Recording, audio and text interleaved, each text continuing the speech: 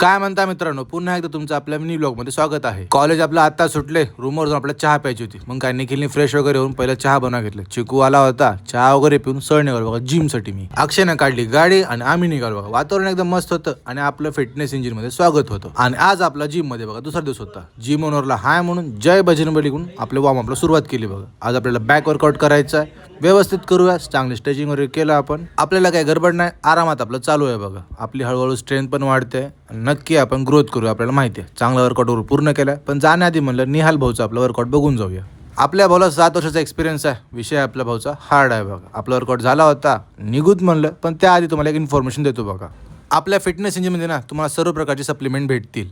आणि जर तुम्ही या जिमचे मेंबर असाल ना, तर तुम्हाला डिस्काउंट्स आणि गिफ्ट नक्की भेटेल बघा. आणि जिम आपली पूर्ण सर्टिफाईड आहे आणि इथं आपल्याला पर्सनल ट्रेनिंग पण भेटते बघा. बजेट एकदम मस्त असेल तर नक्की भेट द्या आपल्या फिटनेस इंजिनला बघा. आता निघूत म्हणलं रूमकडे, पण रूमवर जाण्याआधी दीपक आणि रोहन शेठ भेटले होते. त्यांच्याशी गप्पे वगैरे मारले आणि सरळ गेलो रूमवर, कारण की आपल्याला आज काहीतरी स्पेशल जेवायला बनवायचं होतं बघा. फ्रेश वगैरे येऊन डायरेक्ट घेतलं जेवण बनवायला. साईडला निखिल काम करतो आणि इकडे मी डाळ बनवायला बघा. पण डाळ बनवायला तो चपात्या म्हणजे काय घोळ समजेल नाही तुम्हाला. पण हे बघा, तुमच्याकडे काय म्हणतात मला तुम्ही सांगा बरं. आमच्याकडे तर बघा याला डाळीतली फळं म्हणतात आणि एक नंबर लागतात बघा टेस्टला. साधं सुद्धा जेवण.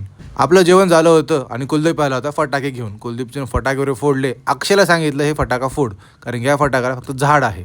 झाड नव्हतं, हे बॉम्ब होता. भाऊ काय डचकला होता ना आपला अक्षय भाऊ. मजा आली होती. आणि त्यात यशही आला होता. यश सोबत प्रँक केला बघा आपण.